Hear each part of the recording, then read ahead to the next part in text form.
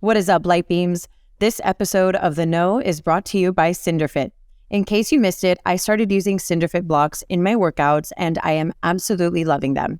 Cinderfit is a design-oriented fitness brand based in Miami, 305 What It Do, and they have created these awesome, versatile, weighted, and very chic Cinder blocks that are a super asset to any gym or home workout. I can't wait to tell you all about my experience with them mid-episode, and you already know you are going to be able to use my unique promo code NikkiSpo when you check out at www.cinderfit.com. Thanks to Sana Skin Studio for supporting the Know podcast. Sana is a skin studio that is shifting the relationship with your skin and your products through goal-driven facials, real guidance, and clean skincare. Stay tuned for our promo code so you can receive $25 off of your first facial at Sana Skin Studio. Welcome to the Know podcast with me, Nikki Spo. What is up, light seekers and truth speakers? Today, we are getting the chance to chat with Dr. Erika Valez, who is a clinical psychologist who has helped thousands of individuals find peace through her work as a psychologist, but also on her online platform at The Mindful Corner, where she helps people improve their parent-child relationships and their relationships with themselves. Here is your weekly reminder to subscribe to The Know if you haven't done so already. And if you're feeling called to leave me a 5-star rating and review, it would mean the world to me.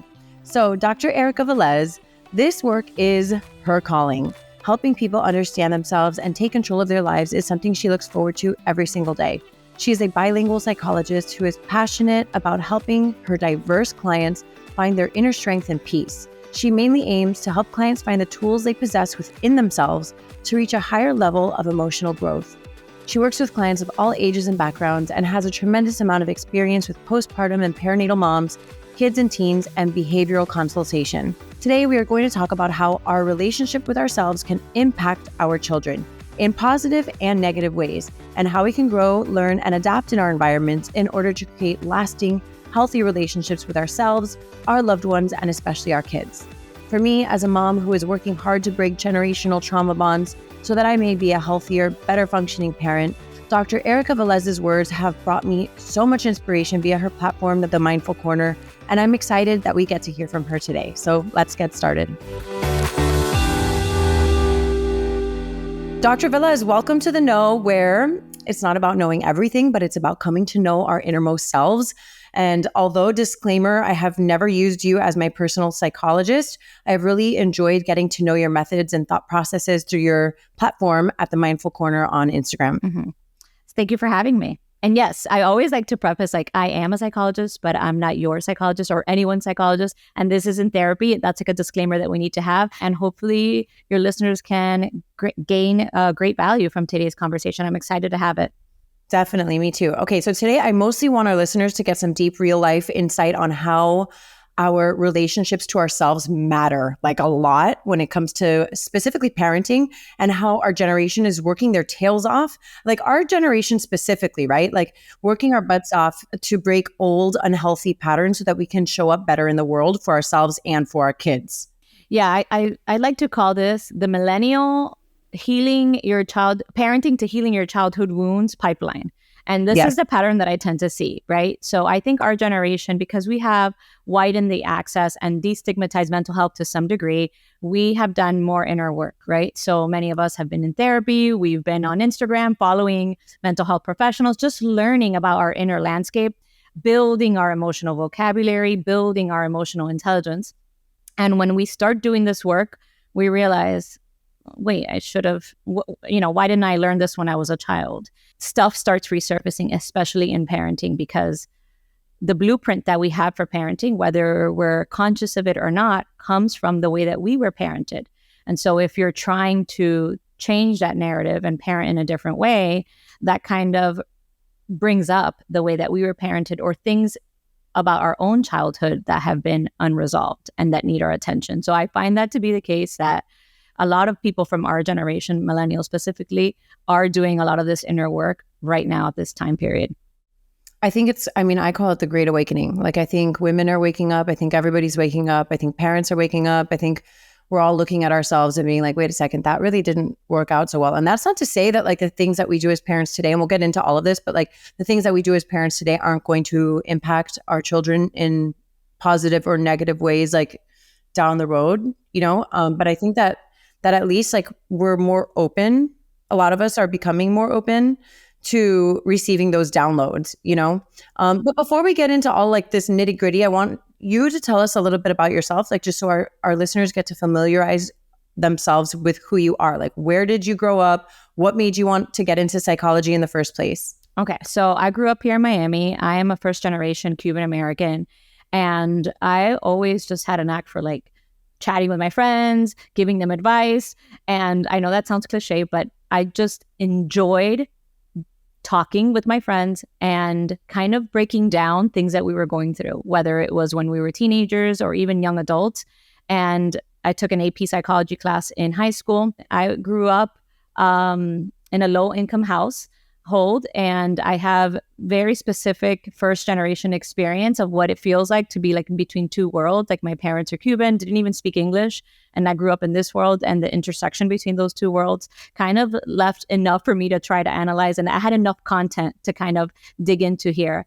But again, then I ended up, I've always been interested in why we behave the way we behave, trying to, I always say I have a hyperfixation on just people. Just always been naturally curious about people. Why is it that we act the way we do? What are the patterns that kind of shape our relationships? And I said, what better way than to make a career out of it? So that really was why I was like naturally curious and interested in just humanity in general.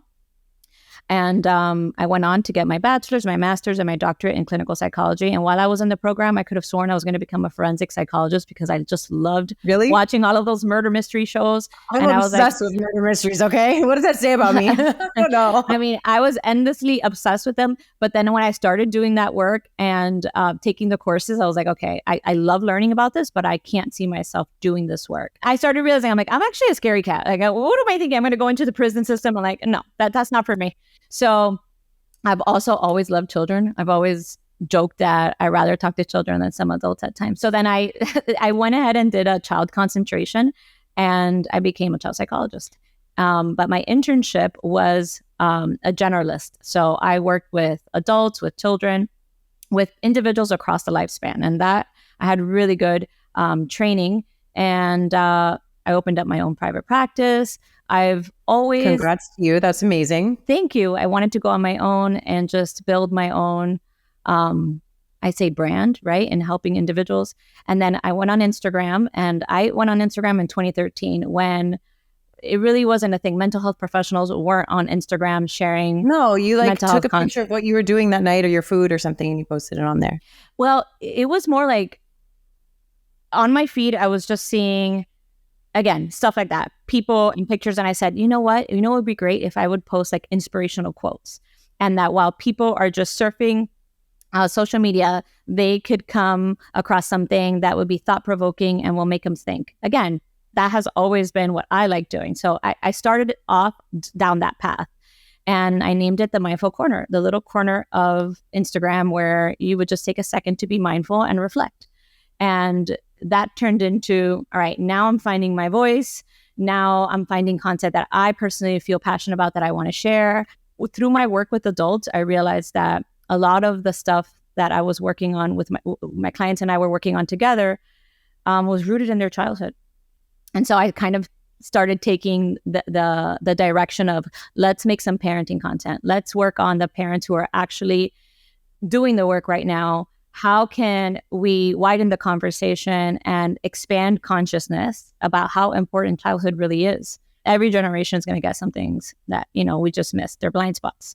But now we do have a lot of information. And the example I often give is like, we all rode around in our parents' car without a car seat. But with time, we realized, that's kind of unsafe. And now we know better and we do better, right? And so the same goes for our parenting. We realize, it is impactful. A lot of the messaging that we get, and again, we're going to get into that today, that we get that kind of paves the path for how we treat ourselves and how we relate to others, whether it's romantically or in friendships or in parenting, comes from these early childhood experiences that unless you have become conscious of how much they're impacting your day-to-day life, and you're doing the work to either unpack or untangle some of this subconscious programming, it is in the driver's seat of our lives. So my goal on Instagram is just to bring awareness to these conversations. And again, you're scrolling through, see something that maybe just makes you reflect for a second and say, wow, this makes sense to me, or I never saw it this way. And just starting the conversation. And again, doing my part to expand consciousness. You posted recently, it was a quote from L.R. Nost that reads, it's about kids, like a kid is speaking. Like this is like as if a child is speaking. So you want me to grow up into an adult who thinks for myself, acts independently, and stands by my choices. But while I am a child, you want me to be submissive, compliant, and pliable. This hits for me. Okay, so like Dr. Velez, this hits for me hard. A, because I was that child, right? I feel like I knew who I was from jump. Like I really knew who I was, right? And I like had my boundaries, and I had the world telling me how to be. And it, it wound up for me personally making me very angry. But B, now as a parent, I'm like, shoot, this is hard. I'm trying to teach my kids how to be themselves in social and school settings, while also teaching them how to stand up for themselves and honoring their feelings and trusting their intuitions and setting boundaries, while also trying to instill good manners and respect and discipline and effort and intrinsic motivation. And it's, this is hard stuff, Dr. Velez. Like this is hard stuff. So this quote hits for me hard. How do you help parents navigate that specifically? So first and foremost, I want to say that it's too much. It's too much. It feels like a lot because it is a lot, and it's too much. It's impossible. Thank you for saying that. Yeah, it's impossible for us to expect that we're going to get all of this right, and putting that pressure on ourselves is not it. It's not what we do to our children. It's not what we do. It's how we respond when we do it, right? So I always say, you're going to mess up. This isn't about going through parenting like if you're going through a landmine. Like, I don't want to mess up, because that in on itself, A, is going to suck the fun out of parenting, which I believe parenting could be fun. But most importantly, it's going to make you anxious. It's going to make you parent from a place of fear, which then may make it more likely for us to then parent from guilt. That's not it. That's not it. We don't have to burden ourselves with wanting to be perfect. That's not it at all. It is taking this information and saying, how can I be the best? And when I'm not the best, which again, I don't get a free pass just because I write about this work, just because I work with parents. There are many moments I'm not proud of. It's how we own up to that. How we say, look, I didn't like the way I reacted to that. Or if you have younger kids, mommy's going to do a do-over. That wasn't okay. Wasn't okay that I yelled at you like that. We're going to do a do-over. And holding ourselves accountable and just being real. It's the same way we are with our spouses or with friends. When you realize, like, I just unloaded on you and it had nothing to do with you. I'm sorry. I'm going to take accountability for that. Let's do that again. Let's do a do-over. So that's the first thing I want to say, is that I never want these conversations to feel like more burden, especially for moms. And I say moms, I know some dads are equally responsible but for the most part, we brunt the most of parenting, right? And all of these fears that we have about, I don't want to be the generation that messes them up, especially when we begin to uncover how maybe our parents got a few things, that we want to tweak. That sounds like a really big burden for us to carry, to say that we are the ones that are going to break all the cycles of dysfunction in our family lineage. Fix all the things. No. Okay. So we're going to be compassionate with ourselves and realistic about what we're actually here trying to achieve. And the first and foremost is being a human, and humans make mistakes, and we are imperfect. And so with that comes imperfect parenting. And so back to the quote, we don't want to tame our child's personality away, right? So you're a strong-willed little girl, you have your boundaries, you feel instinctually what's right for you and what's not, but we do need to participate in society. And so for many generations, what we did is just say, children, they don't speak, they don't have opinions, you just have to blindly obey, right? And what we're realizing is that has consequences. What happens when I shut myself off as a child and I said, all right, I'm just going to be compliant? Because the thing about children is that they do have to survive the household in which they live. And so eventually they realize, okay, it's unsafe for me to have my own opinion. It's unsafe for me to go against my parent because of whatever their circumstance was, but they slowly start turning off their inner voice and adapting, because again, they have no other choice than to survive the household in which they're living in. And so then we get into adulthood and we're wondering, why do I find myself betraying myself in romantic relationships? Why at work do I not feel like I can communicate my wants and needs? What are my wants and needs? I don't even know myself. I find myself just kind of either masking or people pleasing. And so where did the messaging go wrong? When did I abandon the little me that lived inside of me? And a lot of the times it had to do with the messaging we got from our grownups, the grownups that we lived with, whether they were the teachers that left an impression on us, or our parents, or whoever was caretaking for us. We got the message somewhere along the line that what we wanted, what we felt, what we thought, it didn't matter. And so now we know, again, through research, how that has consequences and how that seeps into our adult life. So with that information, how can we raise children who have a place to assert themselves, but do so in a respectful manner?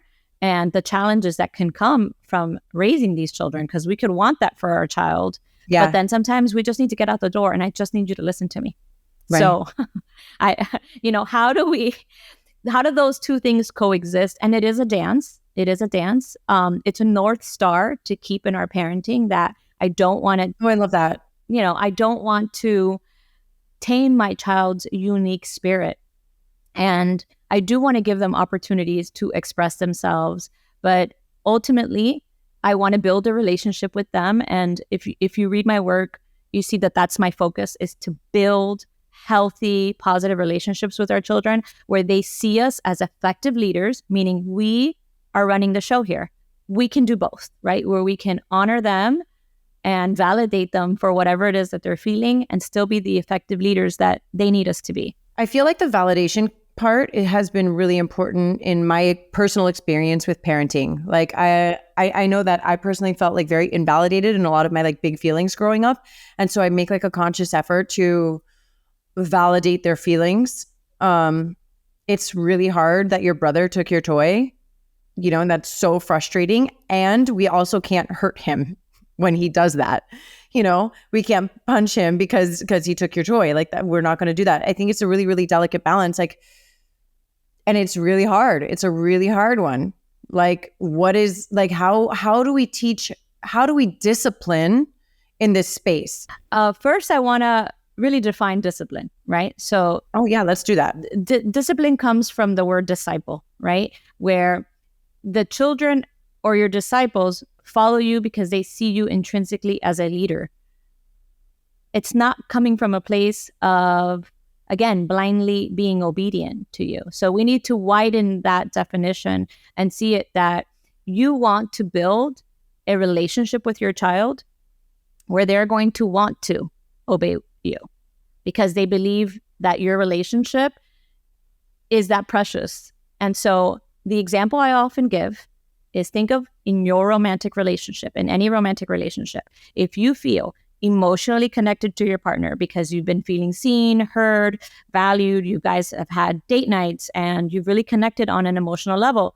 Romantically, you also need to connect on an intimate level. When that fire is burning, you are much more likely to let go of the little things. You are much more likely to just say, I feel so connected to you. I want to keep that connection alive, that I don't care if you didn't do this X, Y, and Z. I'm willing to overlook that. Similarly, when we feel disconnected, any and everything becomes a fight because we are fighting superficial fights that really have to do with the fact that we are disconnected, right? So this is a human need and desire for us to feel connected. And so for children, their connection, their security comes from being attached to us. So when they feel disconnected from us, when they feel that their worldview is not being valued or mattered, or they're just being chauffeured around life and they don't get to demonstrate their autonomy, they're going to fight you on all of the little things because they are betraying themselves otherwise. So you're going to have much more challenges with misbehavior and just them trying to, especially if you have a strong-willed child, which is not a bad thing. It's a great quality to have, but those children are going to be much more challenging to parent because they don't want to just blindly follow you because you're the parent. I need a buy-in. and the buy-in is the relationship. So when we nurture the relationship, you tend to have children who just tend to be more cooperative because they want to maintain that little flame. I want mommy and me to be good. And so I'm going to be more likely to say, all right, I'll go along with you. So creating opportunities for them to be autonomous. If you have really young children, giving them the opportunity to make choices where they feel I do have some control over my life and mom values that. That in turn makes the parenting relationship more fruitful and you less likely to have to discipline them. Hold the phone, you guys. I want to take a break so I can tell you all about Cinderfit, my new best friend in the gym. Okay, so it's no secret, I work out like a lot, and I work out in a lot of different ways because, well, I like to keep things exciting and new and fresh and different. Enter the Cinderfit block. Listen, I am pretty strong, physically and emotionally, duh. And these blocks come in a range of weights that I'm using to add some versatility to my workouts. There's a lot that goes into my thought process when I'm making purchasing decisions. Everything in my home and my life has to be functional. If it doesn't have a function, I don't want it. But I think it's also no secret that I'm really into aesthetics. I like things to also look nice. So I love that Cinderfit has created a stylish, design-oriented, and functional product. Basically, it's like a gym in a block. I don't know if y'all saw, but I stacked my 15 and 25-pound blocks in my home gym, and they're actually like pretty and functional. So I love them. I've been sumo squatting, deadlifting, bicep curling, mountain climbing. Like the workout, obviously, no, I'm not climbing any literal mountains in Miami. I've been tricep dipping, Russian twisting, and I can even attach resistance bands to these bad boys and do all kinds of resistance training with them. I'm having fun, seriously. I also love that Cinderfit has all kinds of supplemental videos on their site, so I can get a high-intensity training workout in, some sculpting, and even some flow-based inspiration when I need it. Whether you are a beginner or you're doing advanced workouts, you're going to be able to use the Cinderfit block, and I'm not even kidding you guys, it can easily replace all of your workout equipment. You know I've got the hookup and I love to share all my great finds with you guys, so for a limited time, you'll be able to get free shipping on these heavy bad boys with my code NikkiSpo when you order your Cinderfit block at www.cinderfit.com. Summer is coming. I legit think of Game of Thrones every time I say that. You know when they say like winter is coming in Game of Thrones and I think it's like a thing? Well, here in Miami, summer is coming and we need to get ready, folks. Go to cinderfit.com and order yours like right now. I want to take a minute to thank our sponsors, Sana Skin Studio. The best way for me to describe Sana is that it feels like coming home. Unlike traditional facials, Sana's facials are rooted in education, and I love this so much. Every experience I've had at Sana has been a chance to learn more about my skin and its needs. I love that the facials are effective while also being accessible enough to be a monthly ritual rather than a yearly splurge. I'm honored to be able to provide our audience with a promo code. Use the code THENOGLOW for $25 off of your first facial at Sana when booking via sanaskinstudio.com.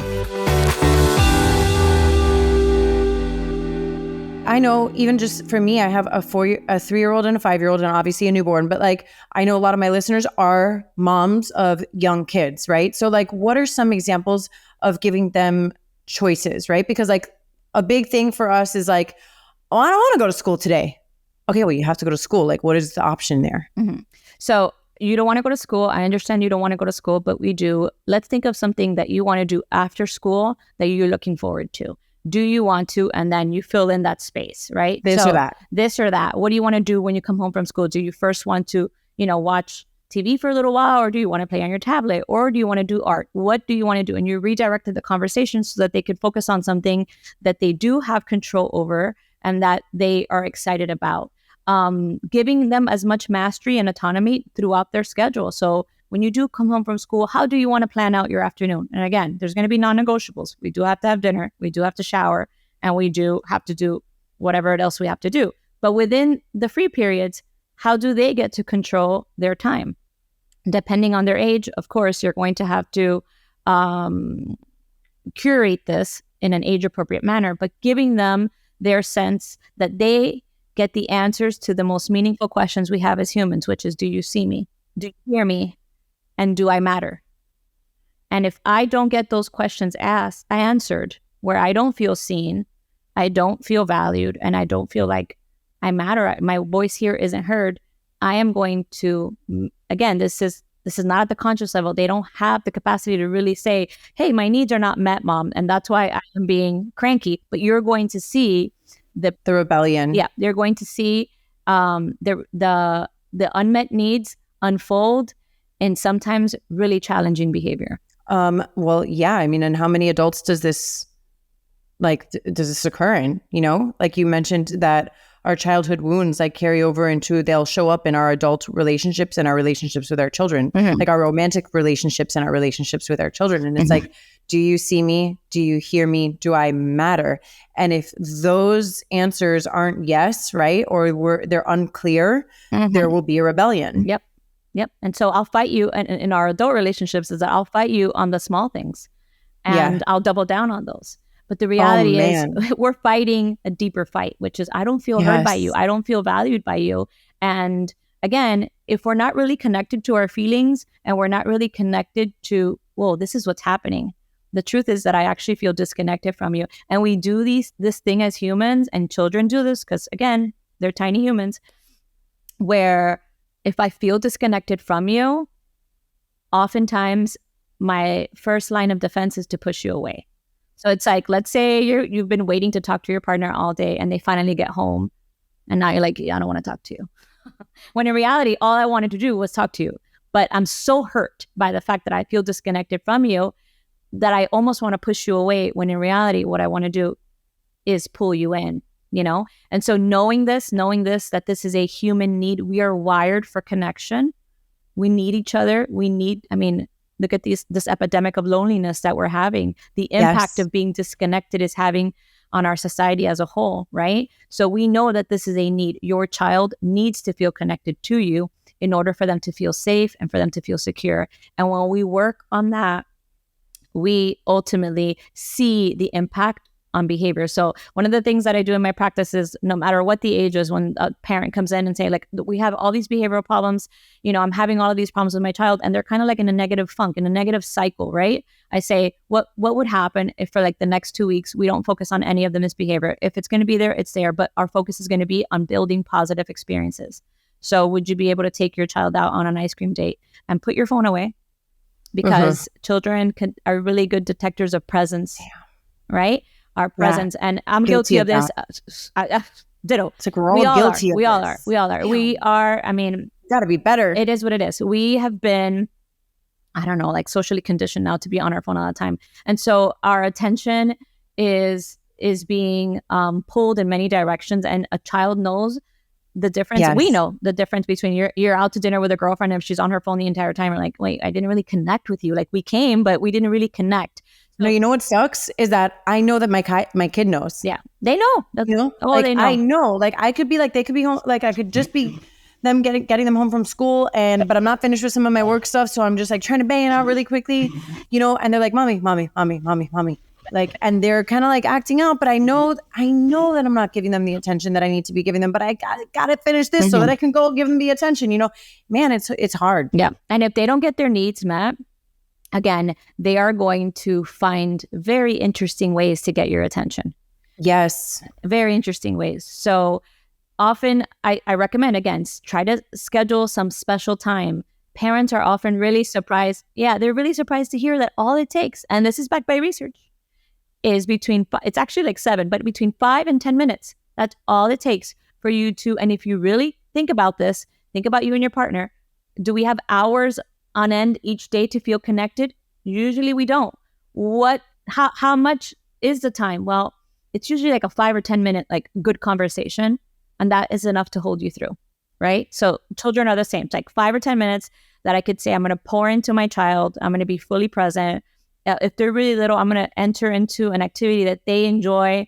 Which is hard, by the way. Can we talk about the fact that that's hard? Because, like, especially when you're in the throes of new motherhood, I'm like playing with the little thing that makes the little sound. And like, it sometimes, like, especially if you're a stay-at-home mom, and like, you know, shout out to the stay-at-home moms, because that shit is hard work, you know, but like, you're around a baby all day, and that is hard, but it's so true. Like we like for me personally, Dr. Velez, I've had to like really try to find the joy in those moments, even though like superficially, like there might not be things that I want to do. Like, do I want to be like jingling this little like baby rattle, especially if like your kid isn't smiling? If your baby doesn't smile yet, you're like, what is this for? Like, what's my reward for working this hard? You know, I love your honesty because it's very relatable. I mean, most moms, it's hard. Yeah, it's not that fun to play these games, but I think if we lean into it from a form of like, this is my way to connect with my child, if you know, this brings them happiness, and then in turn, we're going to have just a better vibe here at home. But you said something earlier, and I don't want to dismiss it because it's such a real experience, and that is being overstimulated. Little kids are, it's a lot. It's a lot physically. There's a lot of touching. There's a lot of physical demands that we have on our body. There's a lot of physical labor involved in rearing children. And then there's my personal struggle, which is the noise. A lot of stimulating noise. Yeah. The noise. And our feelings are important too, right? So again, I always want to merge the two, that yes, we understand the deep need to connect with our children and to build their emotional intelligence and to build their well-being. But at the end of the day, we're human too. And so understanding like, what are my limits? When do I feel like I'm getting tapped out? And how do I create spaces for myself where I have the opportunity to disconnect from this role? That gets tricky because everyone's situation is different, especially if you're a single parent, right? But these little mental vacations, I like to call them, pouring back into our cup. Because one thing I know for sure is that no matter what we do as parents to try to provide the best responses and the best care for our child, mom's mental health, and I'm going to go ahead and say moms because I know dads are important too, but mom's mental health is at the top of what the family needs. Amen. If mom is not okay, right, everyone suffers. And again, I don't mean that to burden us. I just mean it as a family, we need to come together and support mom and say mom's needs are important. And if you can't physically exit the home, again, in some cases, parents are parenting on their own, whether they're single parents or their partner works a lot. We need to create and protect this space, even if it's 10, 15 minutes where we have coping skills in our kit, ways to regulate our body, where we can come back to ourselves and say, I am pouring into myself so that I could be full enough to then pour into others. I mean, and this like opens up this whole other concept of like how we identify women. You know, I just recently started asking mostly men, but like I ask women also, like, well, who is a woman that you most admire? And it's been really interesting. And I do this in a non-judgmental way. Like I'm not judging what you say. I'm interested. And I'm like, I want to ask this thought-provoking question. And I want our listeners to think about this too. It's like, when you think about a woman who is the most inspiring woman to you, whether that person is in your life or it's a person outside of yourself, like outside of your like known circle. And then a person answers and I ask, what are the qualities that you admire about that woman? And so far, with like a lot of the men I've asked, they've been like, my mom is the woman who is most inspiring to me, which is wonderful, right? And then I asked, like, well, what were the qualities that made you admire her so much? And a lot of those qualities are like, she was so selfless and she took care of everybody, and she held down the fort at home and she gave up her work to be with us. And I'm not saying that is bad or good. I'm not saying that. I am not opining on that response. I'm just interested in the consistency with which it has been, that I have observed, that those are the qualities that are admired in women. Mm-hmm. Martyrdom. Is their selflessness. It's martyrdom. That's right. Yep. Self-sacrificing. Right. Mom eats last. That's right. Mom takes care of everybody's needs. Mom is like, that's right. Kind of pulling herself together at the end of the day. And, I think it's up to our generation to say no. That because when does it end? If we teach this to our daughters, when does it end? When does it end? Are we just passing that? Are we just passing that on? I think it goes a long way. I love Bluey, that show Bluey. And there's this episode where mom has had enough.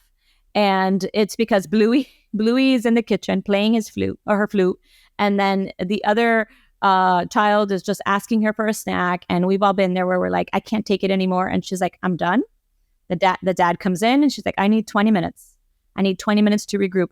And then the kids are wondering, like, do you not love us? And then dad is like, no, mom just needs to regroup, right? And so I think we are starting to. Dad. I love the writers on that show, because it's like we're starting this conversation early on. Like, kids are learning. So my kids know, like, okay, mom needs her 20 minutes. And I'm like, yep, I absolutely do. I want them to know that caring for myself is important, because I want them to be able to care for themselves. I want them to know that love and limits coexist. I can love you and I can have a limit. I'm done. We're done talking today. I am done. Dr. Velez, but this like hits on something so much bigger, like, and it comes full circle to what you're saying is like the word discipline comes from disciple, that our children are from us. Yeah. And they will see how we are with ourselves. Yep. And they will begin to model that behavior. So we hold the responsibility as women to say, absolutely not. I want to teach my son that his wife doesn't have to be self-sacrificing in order to be a good mother. And I want to teach my daughter. Yep. And I want to teach my daughter that in order for her to be a mom and a good mom, that she doesn't have to let go of herself. That yes, there's going to be seasons, and we know the seasons, if you're a mom, you know the seasons in which you are taxed, but that doesn't have to be the entire story. That you should be able to have your own pursuits and your own interests and things that bring you passion. The time you're taking today to have this conversation in your podcast, the time I'm taking to have a business and to do things outside of motherhood that in turn make me a better mother. So let's talk about being triggered and still trying to respond. You talk about this a lot on your platform, like responding instead of reacting. And I struggle with this, like it's hard. Like for the most part, I can respond. And then there's just that one time that I'm like, I'm reacting. Oh my gosh, like I can't. Yeah.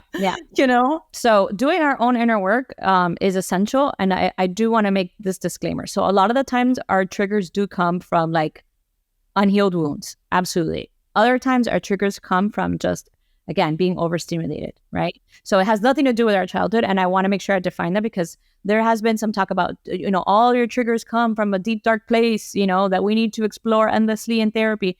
And while yes, some triggers could come from there. Like, for example, thank you for addressing this. This is important. I know. I've made it like a hill that I want to address it from now on, because I think that, there's nuance to things. And there's a lot of pros to social media and consuming all this content, but then there's nuance. And I think sometimes that gets lost in the nuance. And there's nuance to this topic as well. Yes, a lot of the times, like let's say, for example, you were raised in a very authoritarian household and you just needed to follow all the rules. And so your child challenging you could be triggering, because you're like, if I would have done that to my parents would have. And so it is an innate trigger that a small child is going to be defiant. So there's that. And that could come from that dark place. And that in on itself is maybe something you want to unpack in therapy or on your own self-work.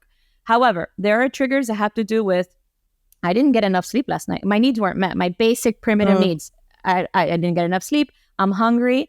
I'm triggered because I'm hungry, because I'm making dinner, or I haven't been able to properly care for myself. Or at times I'm triggered because I have just reached my max with regards to noise or being touched out. So we can be triggered for a number of reasons, right? And I don't think that we'll ever get to a point where we're going to eliminate this. And this is a point that I really want to make sure I stress, is that with the destigmatizing mental health and with widening the conversation around mental health, I think some of us have gone into like this perpetual self-improvement kind of cycle where we feel like we're this endless project that we need to just improve. We're not going to improve certain things. That's part of our humanity, right? We are going to have triggered at times. It's how we deal with these triggers, right? So almost like learning your inner landscape. What are the things that set me off? Well, I've learned that if by certain time of the day, I just haven't had a break, I'm more likely to be triggered, right? So that's first and foremost. It's kind of really looking into what are my triggers. And once I understand them, I'm less likely to be surprised by them. So that's number one. Number two, when we're triggered and we haven't created consciousness around it, we are much more likely to come from a place of reaction where we didn't really think. It just, I got triggered, boom, a reaction. And this is a skill that I think truthfully is important for us to work just in general, because if you understand your triggers and you are able to create this space, which this is a practice because this is a skill.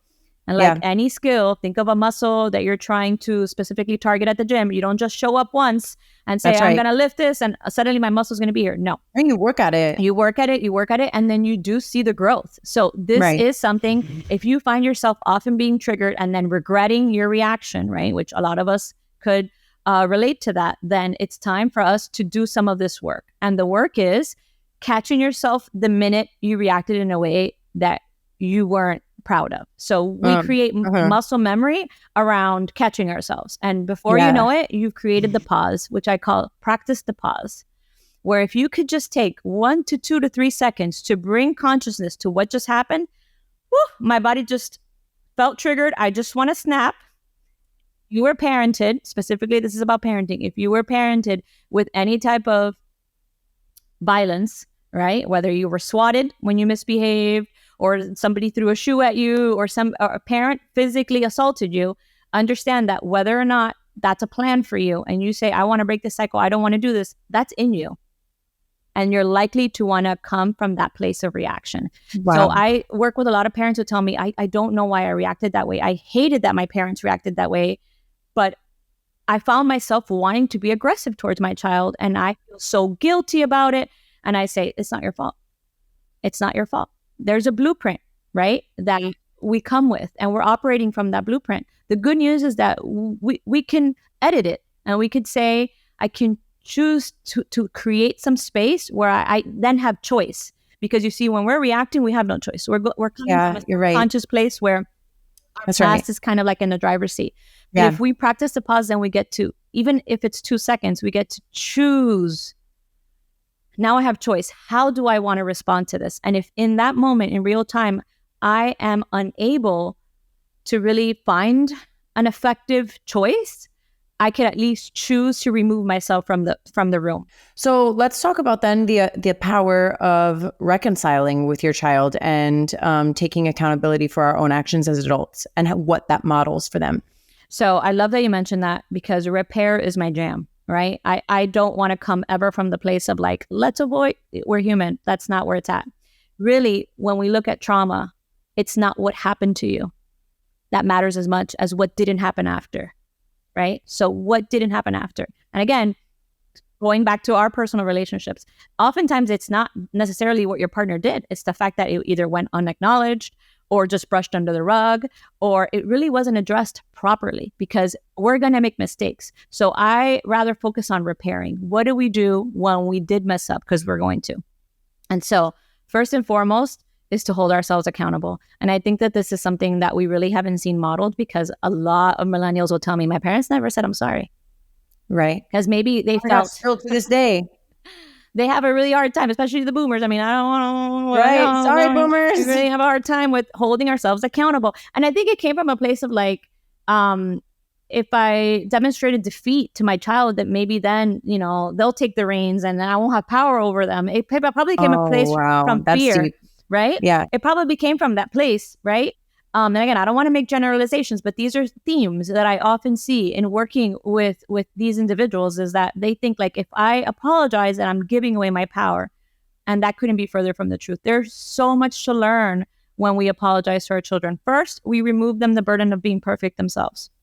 Oh, I love that. Because 10 out of 10, they will make mistakes. And you want them to be able to do this, even with their siblings, right? Like, hey, we have to be able to hold ourselves accountable. And so when we apologize, we are offering them what it looks like in real time. I am modeling this for you so that you could see what it looks like.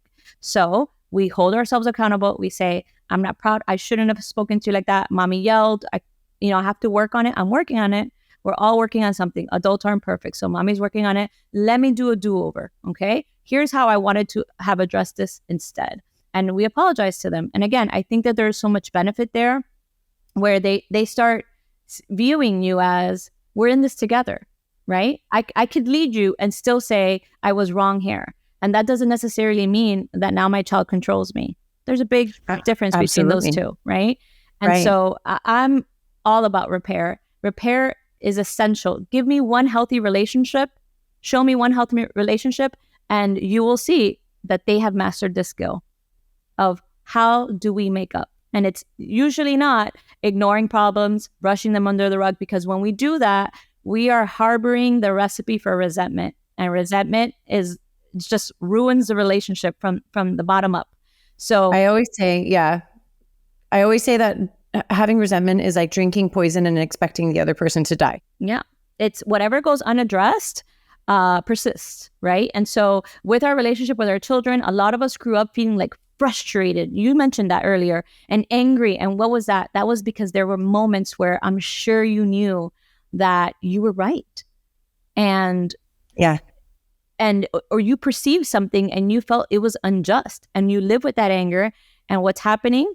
And it's happening in, I don't know if it's becoming a trend, but I'm definitely seeing a lot more of it now, is that as we work on, us millennials, as we're working on identifying these things, a lot of anger is resurfacing from our childhood. And sometimes we bring that into the relationship with our parents, and we say, why is it that when I'm around my parents, I feel, anger or rage, and it's now my parent is lovely, they haven't done anything to me. Let's say they're helpful, or they're calling me just to check in on me. But there's this feeling, right, that a lot of people are reporting, and it's like, I feel angry at them, and then I'm judging myself for it because I don't know where it's coming from. Well, and sometimes I think about it, like, obviously, like, I'm very open on my show about some of the things of my upbringing. And, I have not disclosed everything about my childhood, but I'm pretty open about a lot of the things that did happen.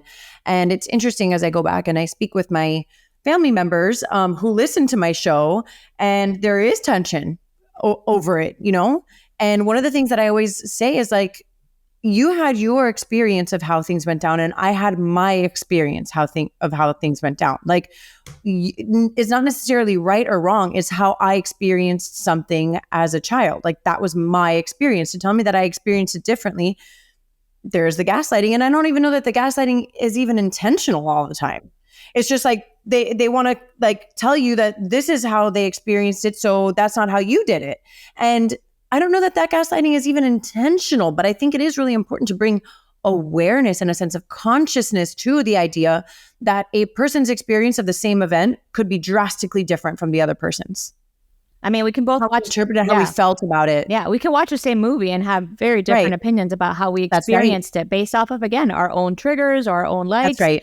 Absolutely. And I think that has a lot to do with our own emotional growth. I think the more you work on yourself and the more emotional growth you have, you tend to be more open to differences, right? People who are more closed off tend to just, they subscribe to something and they don't want to veer off of that. And again, not to pathologize that, but that brings them some safety. And so you challenging that belief rocks their world, because they really haven't explored their inner landscape. So I want to close with reading a quote that you posted, and I just reposted it this morning. And so it shook me to my bones. And I think the more that we've spoken just in this chat, Dr. Velez, like, the more I realize that it's not just geared towards one type of relationship, but really could be a romantic relationship, a parent-child relationship, any friendship, like you mentioned.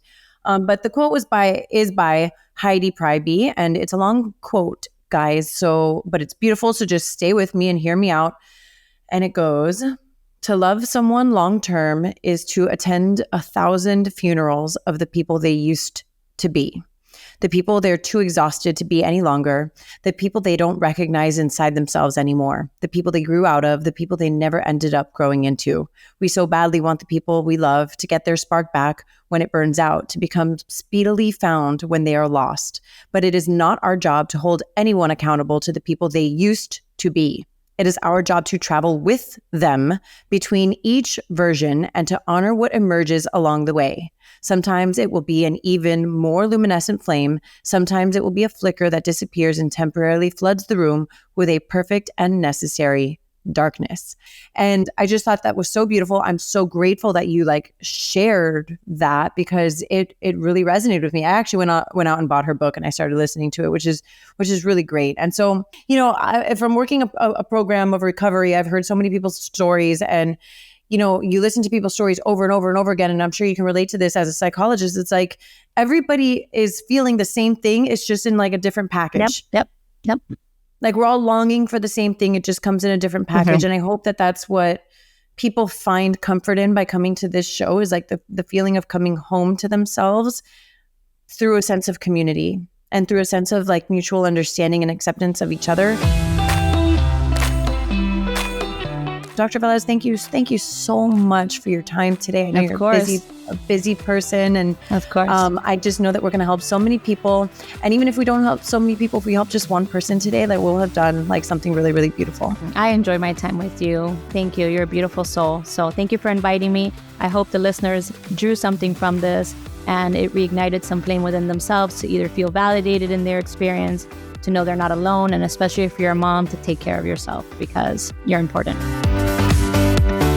What is up, Truth Speakers? Thank you so much for listening to this episode of The Know, brought to you by Cinderfit, my new favorite piece of workout equipment, which can easily replace all of your existing workout stuff because no one likes clutter. You can pretty much do it all fitness-wise with a Cinderfit block. So, like I said earlier, summer is coming. It's time to get your fitness game on so you're feeling great, not just for summer, but for life. Get free shipping on your heavy Cinderfit block for a limited time by using my code NikkiSpo when you check out at www.cinderfit.com.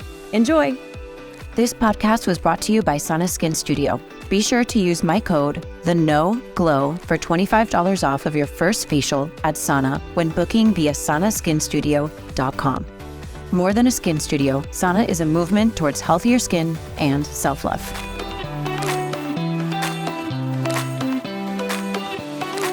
Thank you so much for listening to The Know. If you loved this episode, go ahead and share it with a friend. Words are so powerful, and someone may need to hear what we covered today. And if you really loved this episode, please take a moment to rate the show and leave a review. Your comments are so important and valued, and they give other listeners insight on what to expect on The Know. You can connect with me personally via Instagram at NikkiSapSpo and The Know with Nikki Spo. My hope for you today is that you are fearless in looking inward so that you can be your highest, most authentic self and go after the life of your dreams.